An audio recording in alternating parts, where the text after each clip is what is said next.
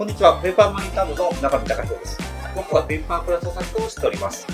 皆さんにも展開図をダウンロードして印刷して、組み立てていただけるタイプのペーパークラフトを設計しております。この YouTube チャンネルのペーパークラフトは、概要欄にある僕のウェブサイトペーパーマニタンド4から展開図をダウンロードして組み立てることができますので、皆さんもぜひ組み立ててくださいね。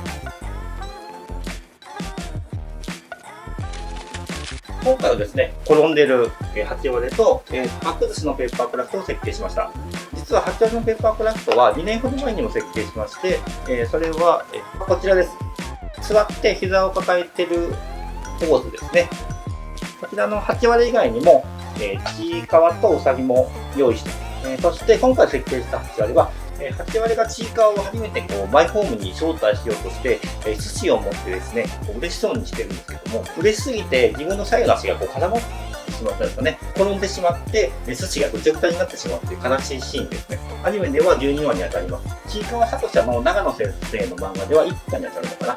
X では、当時は Twitter だったんですけども、2020年の5月9日に投稿された一コマです。日本でお住まいでない方はピンとこないかもしれませんが、スーパーのパック寿司が偏って崩れてしまうことってとてもよくあることなんです。寿司を買った後は皆さんスーパーの袋の下の方に丁寧に入れて、バランスをとってですね、慎重に崩れないように持っていく姿をよく見かけることがあります。ただでさえ偏りやすいパック寿司を激しく落としてしまった8割れなんですけども、長村シーンがですね、余計に哀愁が漂ってですね、後に8割れの持ち前の毎日思考で、どうなるかなっていう感じですね。こちらの8割れのペーパークラフトの特徴としましては、ちょっと近づきますね。よいしょ。こんな感じになっておくと多いんですけど、戻ります。もちろん原作にできる限り近づけるっていうのと、組み立てやすさを損なわないようにですね。日本のネットスラングで猫は液体っていうのがあるんですけど、液体やスライム状のように柔らかい伸びそうな感じをイメージして設計してます。でも長野先生がおっしゃるには、8割は猫ではないそうです。なんか玉ねぎとかチョコレートとか食べたりすることもあるそうです。そしてこちらのパック寿司のペーパークラフトの特徴としては、原作同様に角を丸くしてスーパーのパック寿司っぽくしてます。特にですね、このぐちゃぐちゃになった寿司をですね、こんな感じに書いてあるんですけど、近づきます。こんな感じですね。で、このようにぐちゃぐちゃになった寿司を書くのに結構苦労します。なかなかぐちゃぐちゃになった寿司を書く機会なんてないので、すごい貴重なというか素敵な体験でした。長野先生のお茶漬けの絵とかを参考にして書いてみました。それではこれから設計について解説したり、組み立て方の説明動画が始まりますので、その動画を見ながら皆さんも組み立ててみてください。もしよかったらチャンネル登録と高評価よろしくお願いします。それと概要欄の方に X のリンクもありますね。こちらももしよかったらいいんで、フォローの方よろしくお願いします。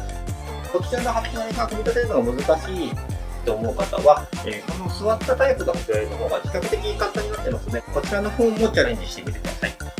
それでは一緒に組み立てていきましょう。必要な道具を紹介します。まずハサミですね。そしてボンド。のりよりもこういうボンドがおすすめです。ボンドにもいろいろありますが、一つ選ぶとしたらこちらのような中身が白いものがいいです。そしてこれは爪楊枝です。のり広にボンドを塗るときに使います。デザインナイフです。カッターナイフでも OK です。今回の8割はなくても大丈夫です。次はピンセットですね。器用な人なら今回の8割にはなくても大丈夫かもしれませんが、あった方がいいと思います。ピンセットにもいろいろ種類がありますが、一つ選ぶとすればこのタイプがおすすめ。先が曲がっているタイプです。鉛筆やエンボスペンと呼ばれます。折り目に癖をつけるときに使います。インクの出ないボールペンでも代用できます。これはなくても大丈夫です。定規です。今回も僕は使わなかったです。長いラインを切るときや折るときにあると便利ですね。あとは印刷した展開図です。光沢のない 0.2 ミリから 0.25 ミリ程度の厚紙がおすすめです。それでは1枚目を切っていきましょう。まずはパーツ A を切ります。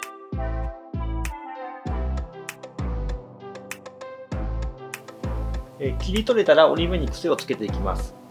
エンボスペンかインクの出ないボールペンで癖をつけます。できたら折り目をつけましょう。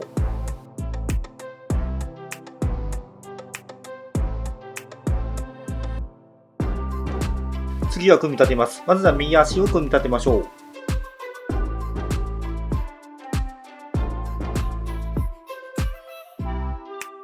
きなりの難所ですね。頑張りましょうね。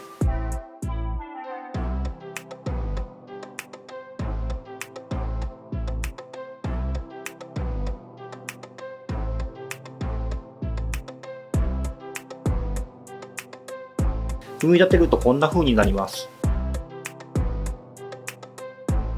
では次はこの部分。こちらが右耳です。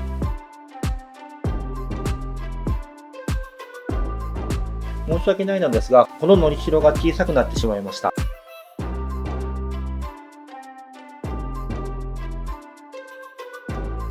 大丈夫そうかな。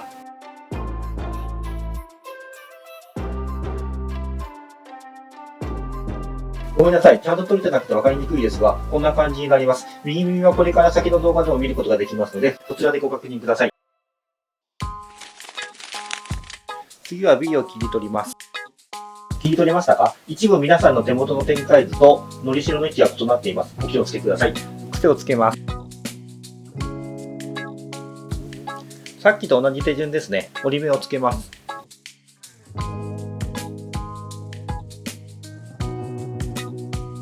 先ほど組み立てた A と B を合体させます。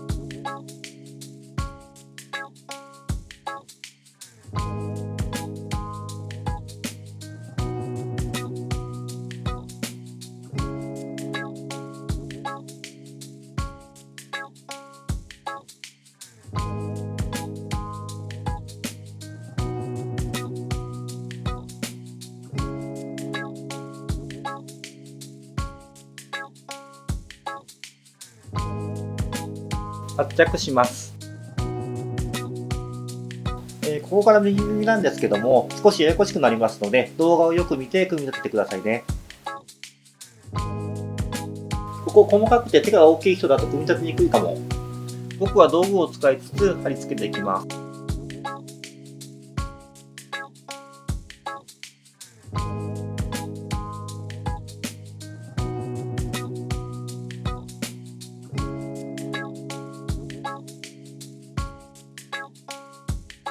ぎゅーっと圧着していきます。くっついたみたいですね。A と B を合体させるとこのような形になります。次は C を切り取ります。動画の展開図には書いてませんけど、皆さんのお手元の展開図には転んでついた汚れを書き込んでいます。原作の次のコマで汚れていたのに気づき、それを再現しました。可愛かったので。ここも切ってください。これは組み立てるときに指を入れる穴です。後半に活躍する予定です。折り線に癖をつけましょう。癖をつけたら折り目をつけます。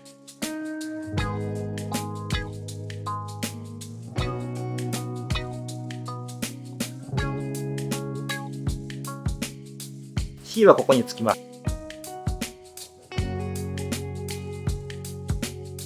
こののりしろからつけましょうか。ところで、この撮影をしたのは6月の初めなんですけど、その数日前に神戸の須磨海岸に潮干狩りに行きまして、写真載せときますね。その時、でかい腕時計してまして、それで左腕に変な日焼け跡が残っているというわけです。これ、ボンガレビアンカですね。どんどん貼っていきましょう。右足が細かいので、ちょっと難しいかもしれません。こののりしろにかぶせる感じです。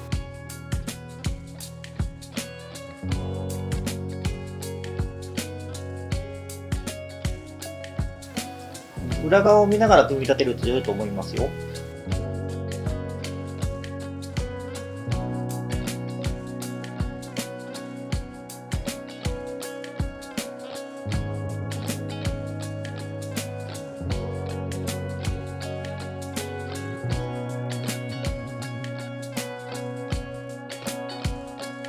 こんな形になります。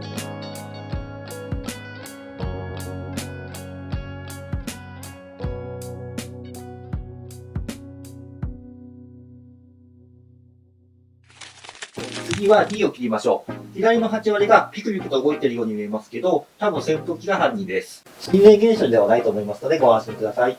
折り線に癖をつけましょう。折り線を折ります。この部分は左耳ですね。組み立てますね。右耳と同じような形になります。左右は対称ですが。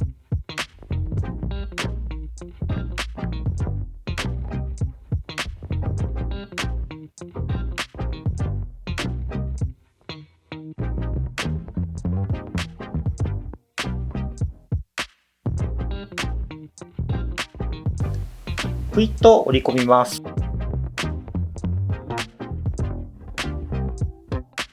整えて圧着します。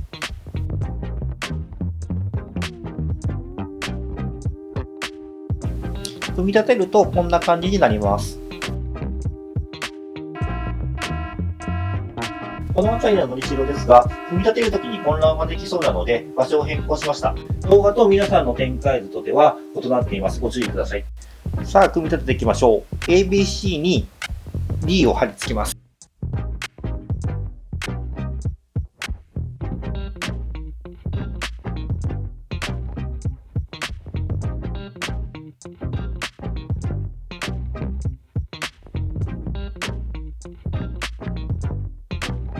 寿司といえば、最近イカの値段が上がっているらしいですね。近い将来マグロよりもイカの方が高くなるかもしれませんよ。皆さんならマグロより高いイカ食べますか？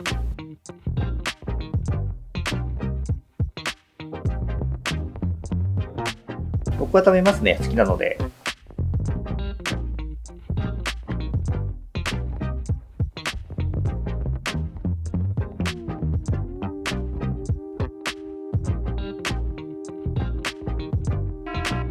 この辺りののりしろ2つを移動させました。こちらの動画と皆さんの手元にある展開図とではのりしろの位置が異なっています。ご注意ください。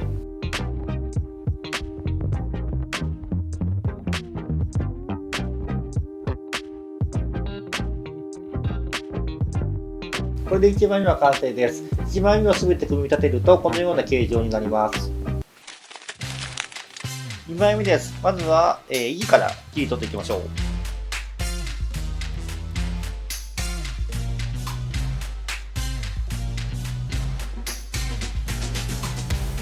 いつものように折り線に癖をつけてから折っていきます。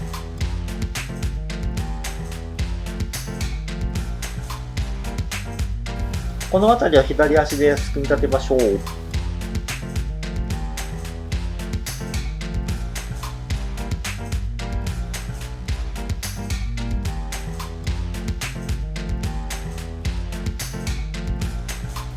あえてのりしろがない部分があります。ご注意ください。スーパーで売れ残った半額の寿司をゲットできると嬉しいですよね。でもお米がパサパサになっていることありませんか？それ電子レンジで20秒ほど温めるとより美味しくなりますよ。皆さんもやってみてくださいね。僕はやったことないですけどね、なんか書いてありました。左足を組み立てることができたら ABCD と E を接着します。ここにつきます。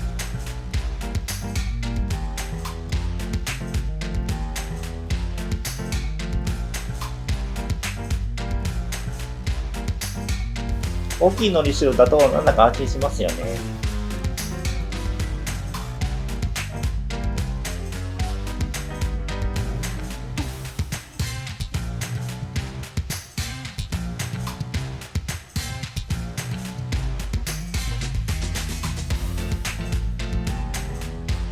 この辺ちょっとややこしいかも。よく見ておいてくださいね。この尻尾の付け根のあたりにギュッとつけます。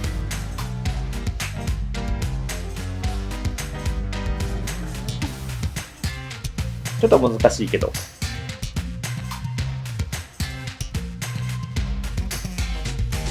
こののりしろもマスでつけましょうね。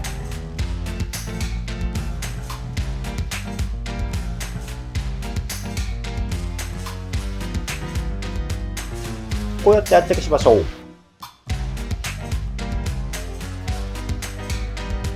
いいですね。こんな形になります。次は糸を切り取りましょう。そして癖をつけていきますね。切り方が荒かったので直しつつ、こ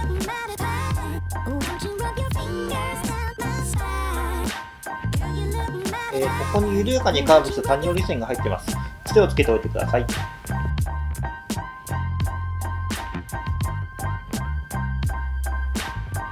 折り線を折りましょう。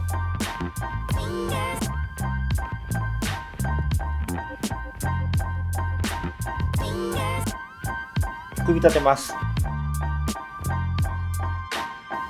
これは左側頭部あたりです。のりしろが小さくなってしまいましたが、丁寧に貼り付けましょう。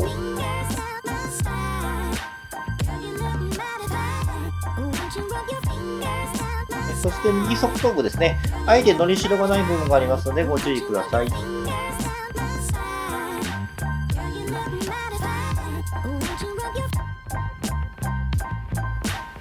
組み立てるところをご覧に入れたかったんですけども、画面から見切れてしまって申し訳ございません。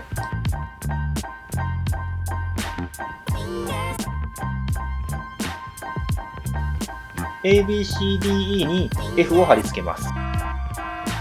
皆さんの手元の展開図と動画の展開図には一部のりしろの位置が違う部分があります。ご注意ください。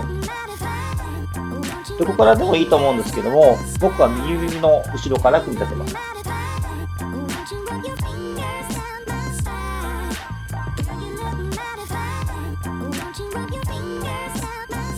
こんな形になります。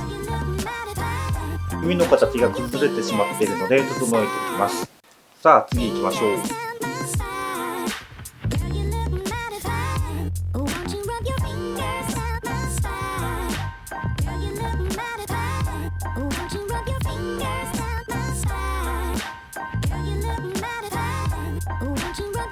この辺りは一気に貼る必要はないと思います。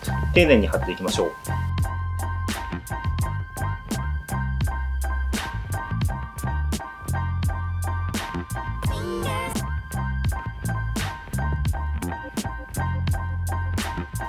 ここは重要なんでよく見てくださいね。このひらひらした部分、ここは右腕の一部なんですけど、付け根の裏側にのりしろを貼ってください。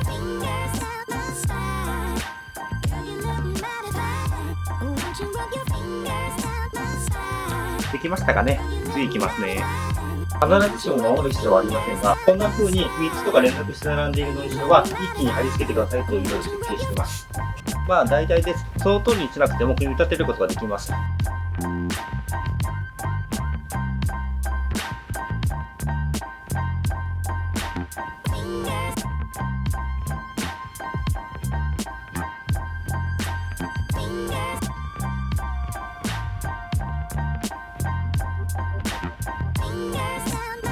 こはちょっと難しいかもしれません。右足ですね。頑張りましょう。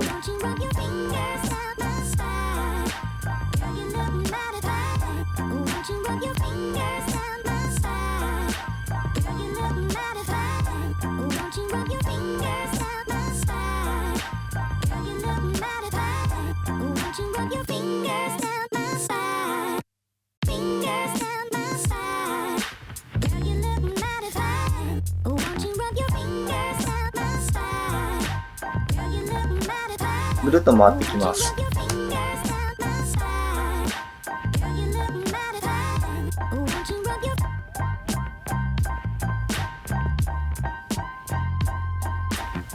次は尻尾のあたりですね。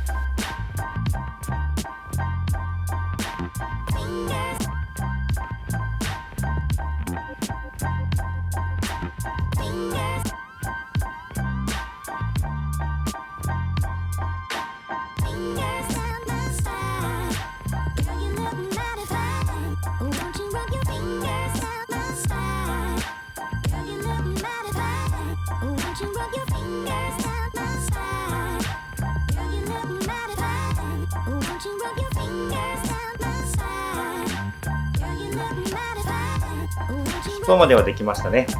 こんな形になります。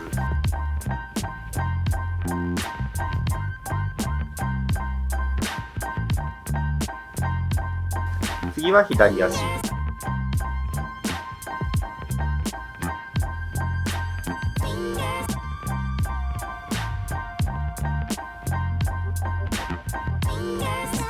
細かいところが続きますが、頑張りましょう。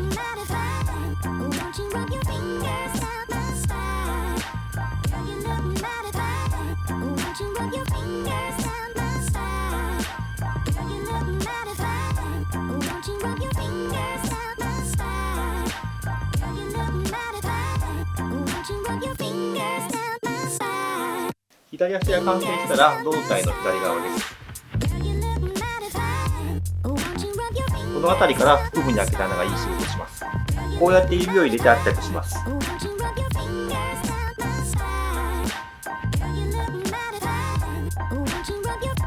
そしてここですね、右腕と同じような感じなんですが、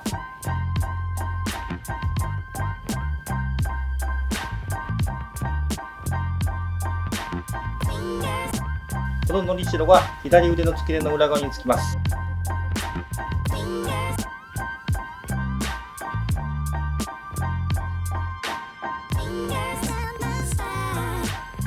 ちょっとつけるの難しいですけども、丁寧に圧着しましょうね。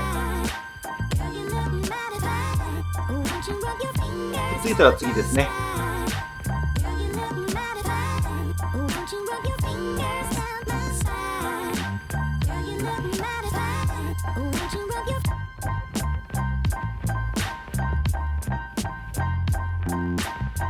ここののりしろはここに貼ってください。こんな形になります。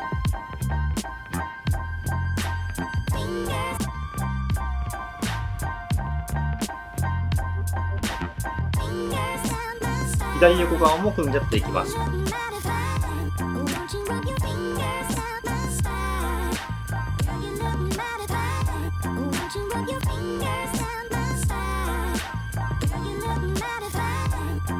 この辺は結構難しいんですよ。そんなに細かくはないんですけどね。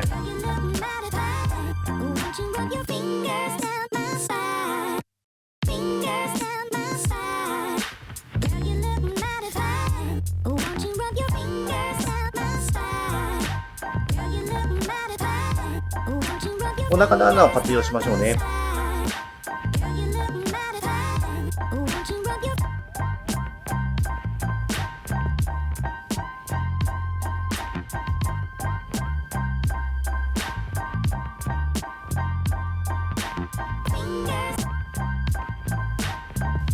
ここまでできたら、左頬のあたりのカーブした髪のり線に折り目をつけましょう。原作でもあるんですけど、リベンに頬がついて仕上げている表現ですね。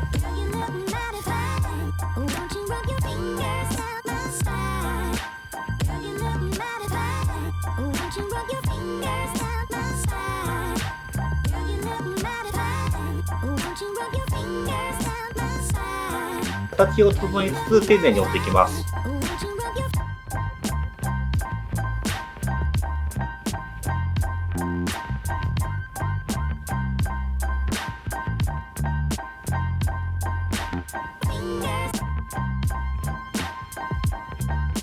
こんな感じかな。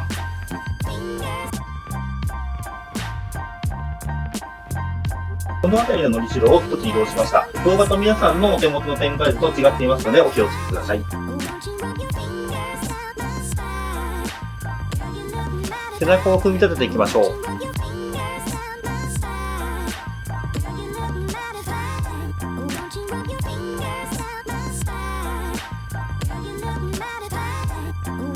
尻尾ですね。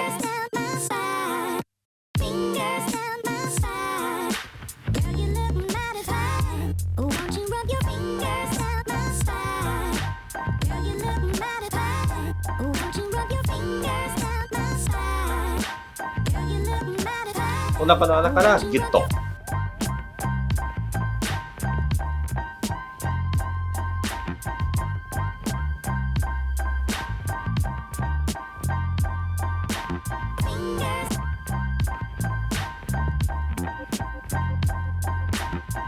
ちょっと苦戦してます。ペーパークラフトを組み立てて閉じるときって難しくなりがちなので、毎回設計に頭を悩ませてます。ギュッギュッと押さえます。いかに圧着するかが勝負の分かれ目です。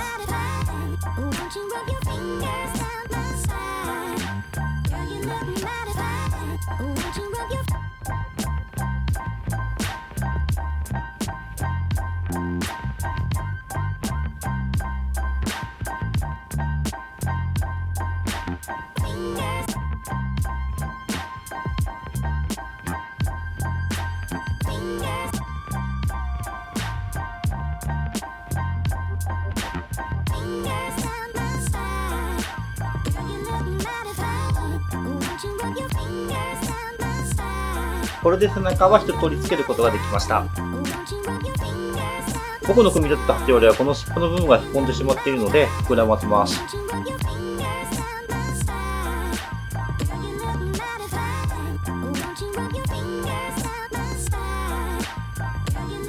後ろ側もへこんでますので膨らませます。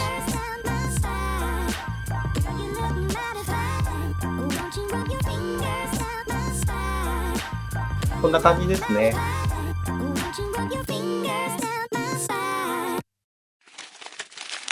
次は D です。右腕の一部です。切っていきます。まずは D だけ切りますね。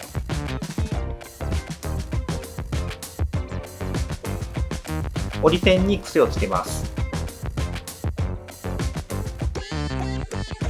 折り線を折ります。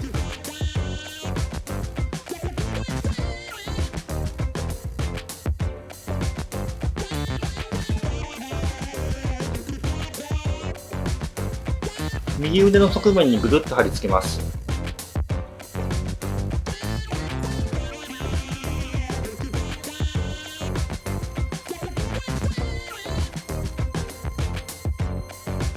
胴体の赤い四角で囲まれた1番の部分に右腕側面の赤い四角い1番を貼り合わせます。胴体の方の1番のあたりにはグレーの印を書いておきますので、その印にぴったり合うように腕の1番ののりしろを貼り付けてください。圧着します。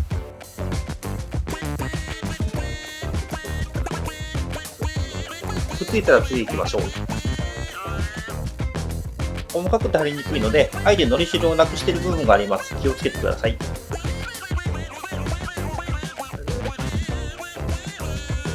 こもくっつきにくいのでしばらく圧着します。8割の指先のあたりですね。ついたら次に行きましょう。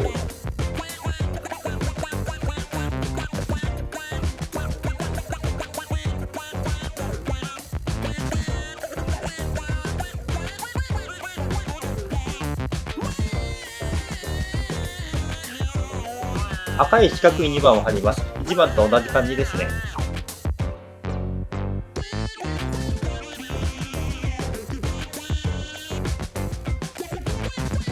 位置を丁寧に合わせます。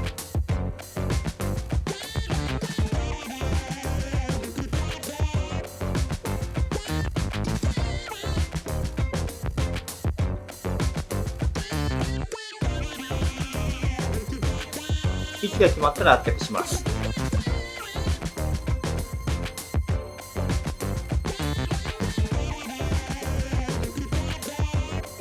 そして右腕の最後、底面です。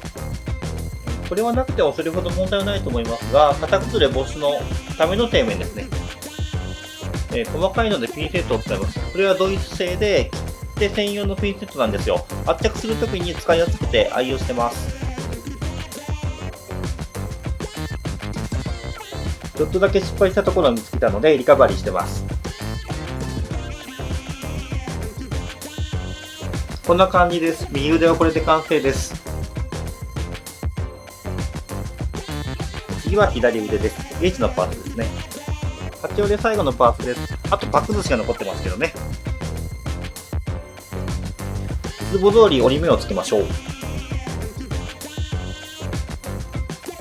やることは右腕と同じような感じです。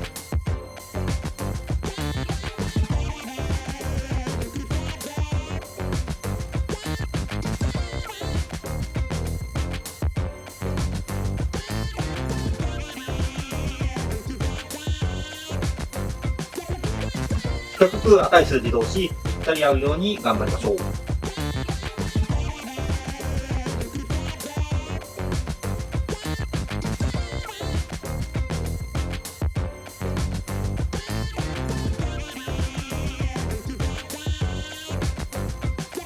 右腕と同じように左腕の底面を組み立てます。これでスライディング8割が完成です。いい感じ。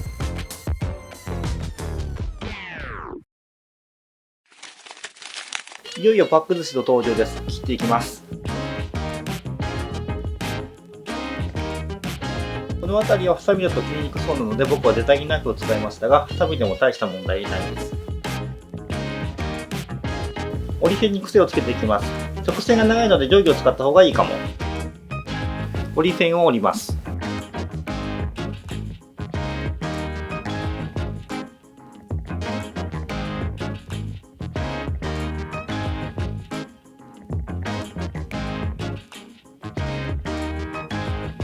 ボンドで貼っていきましょう。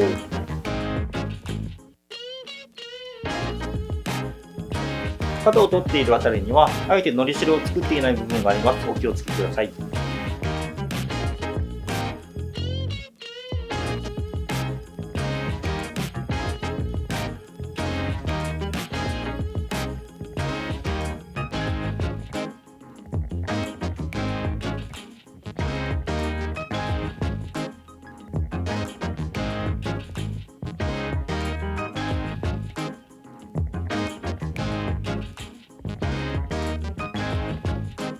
そして最後にこの飛び出しているのりしろを貼ります。貼り付けられる場所には印をつけてありますので、そこにぴったりつけてくださいね。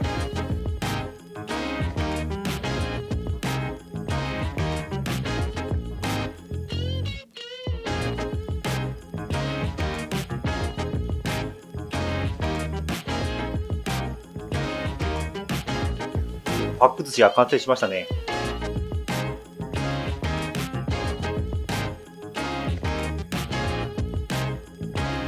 八割の背中がちょっとへこんでますね。整えておきます。お腹の穴からグイッと穴が開いてますので、時々直すと良いかもしれませんね。ペーパークラフトって時間が経つと形が変わることがありますので、これで完成です。ザザーっと。いいですね。お疲れ様でした。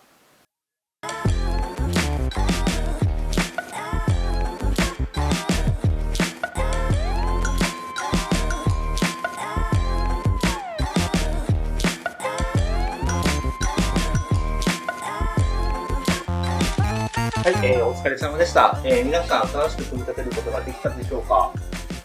結構こう反ってますね。いろんな資料を拝見しまして、原作の可愛さに少しでもこう近づけようと努力したつもりではいます。今後もいろいろと設計していきますので、高評価とチャンネル登録、そして X のフォローの方も、気が向いたらでいいので、よろしくお願いします。してくれたらとても嬉しいです。それではまたお会いしましょう。さようなら。